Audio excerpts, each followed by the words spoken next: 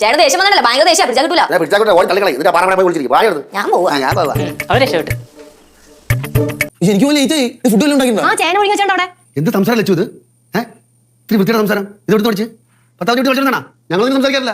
ഇനി നേരെ പിള്ളേരെ ആഹാ എന്തൊരു സഭ്യമായ ഭാഷ. കീപ്പിട്ട് വെച്ചാ അച്ഛാ അമ്മ ഇന്നലെ പടലത്ത് പോയതല്ലേ? അമ്മയ്ക്ക് ഇന്നലെ വൈകുന്നേരം വരാറുന്നല്ലോ, അല്ലെങ്കിൽ ഇന്ന് രാവിലെ വരാറുന്നല്ലോ. ഇത് കണ്ടാടി എന്റെ കൊച്ചിന്റെ പേര് പാൽപ്പായസം നടന്നത്. നിന്റെയൊക്കെ പേരിൽ ഒരു അർത്ഥം വരില്ല. ഓ നന്നായി. അല്ല പ്രായമായവർക്ക് പാൽ കുടിക്കാൻ നല്ലതാ. ഇന്ന് പാൽ കുടി. അയ്യോ കുഞ്ഞിലി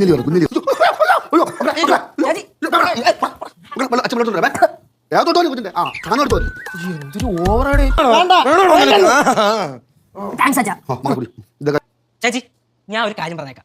നിങ്ങളുടെ നല്ലതിന് വേണ്ടിയാണ് പറയണത്. ഞാൻ വേണ്ടെന്ന് വെച്ചാലും എന്റെ മനസ്സ് സമ്മതിക്കില്ല, അത് കൊതിയിടും. പിന്നെ ബാക്കി കഥ നിങ്ങളുടെ വയറ് പറയും. എന്തോന്ന് ഇത് കഴിച്ചൊന്നും പറ്റുന്ന കൂറൊന്നും മാറിയിട്ടില്ല ഇവിടെ തന്നെ. ഞാൻ പോയിട്ട് വരാടാ. നീ ഇപ്പൊ പോയിട്ട് വന്നല്ലേ എളിഞ്ഞോടെ പോണ്. എന്റെ ഫ്രണ്ട് ഇവിടെ ട്രെയിൻ സ്റ്റേഷനിൽ ഇറങ്ങിയിട്ടുണ്ട്. അപ്പൊ റൂമിലൊന്നും ഉണ്ടാക്കിട്ട് വരാം. അപ്പൊ ഇവിടെ വൈകുന്നേരം വരാം. വരില്ലെങ്കിൽ ഒന്ന് വിളിച്ചു പറയണേ. ഞാൻ ഉറപ്പായിട്ടും വിളിച്ചു പറയണം. അച്ഛൻ ജോലിക്കൊക്കെ പോകുന്നോണ്ടേ ആഹാരക്കാരൊന്നും ശ്രദ്ധിക്കണില്ലല്ലോ. അപ്പൊ പാലൊക്കെ കുടിക്കാം. അത് മാത്രമല്ല അച്ഛൻ്റെ ചായ കൂടി നിർത്തണം. ഇടയ്ക്കിടയ്ക്ക് ചായ കുടിച്ചാൽ വിശക്കൂല. പിന്നെ സിദ്ധുന് ഇവിടുത്തെ കാര്യങ്ങൾ അറിയാൻ ഏറ്റവും കൂടുതൽ ഇഷ്ടം. എപ്പോഴും ചോദിച്ചോണ്ടേയിരിക്കും. പെണ്ണില് അതിന് അച്ഛന്റെ കോമഡിയൊക്കെ നല്ല രസമല്ലേ? നേരം പോക്കല്ലേ?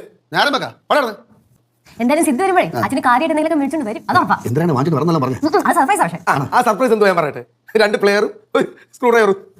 എന്റെ അമ്മ പ്രശ്നം വന്നിട്ട് വിടാൻ പാടില്ല. എന്തൊക്കെ പറഞ്ഞാലും നമ്മുടെ പേന പറഞ്ഞൊരു വാലില്ലേ തമ്പിന്ന്, അത് തിളക്കണ രക്തത്തിന്റെ ഒരു ഇതാ. അത് നമുക്ക് പറയാൻ മനസ്സിലാവൂല്ലോ. അത് സിദ്ധുവിന്റെ അച്ഛന് വയ്യാത്തതുകൊണ്ട് 2 ലക്ഷം രൂപ മതിൽ പണിയാൻ വേണ്ടിട്ട് അച്ഛൻ അയച്ചു തരാം. എന്തിനാ അതിന്റെ ആവശ്യമൊന്നുമില്ല. അച്ഛനെല്ലാം കുട്ടികളിയല്ലേ. അപ്പൊ സിദ്ധു പറയാണ് അച്ഛൻ അവിടെ സൈറ്റിൽ എഞ്ചിനീയേഴ്സിന്റെ സൂപ്പർവൈസർ ആണല്ലോ. അപ്പൊ ഞാൻ പറഞ്ഞ അച്ഛൻ സൈറ്റിൽ പോയിട്ട് വെറുതെ നോക്കിക്കൊണ്ടിരിക്കത്തുള്ളൂ. അതുകൊണ്ട് അച്ഛൻ പൈസ അയക്കേണ്ടത്. എന്റെ മസാല ദോശ മാറ്റി തിന്നുകൊണ്ട് ഒരു മസാല ദോശ കാശല്ലേ അത് ഞാൻ തരാം. അതെന്തായാലും അച്ഛൻ തന്നെ പറ്റും. കാരണം ഞാൻ അങ്ങോട്ട് കാശ് മാറ്റി തിരിച്ചു കാശ് തരണം. ഇനി ഞാൻ അവരുടെ മുടി വെട്ടാൻ പറയും. മുടി പിടിച്ചറിയാൻ പറയും. കാരണം അറിയാം ഞാൻ തന്തയാണ്. ഇതുപോലെ വേറെ വന്നിട്ട് രോമം തൊട്ടല്ല. എന്റെ കൈ പിടിക്കാൻ ആ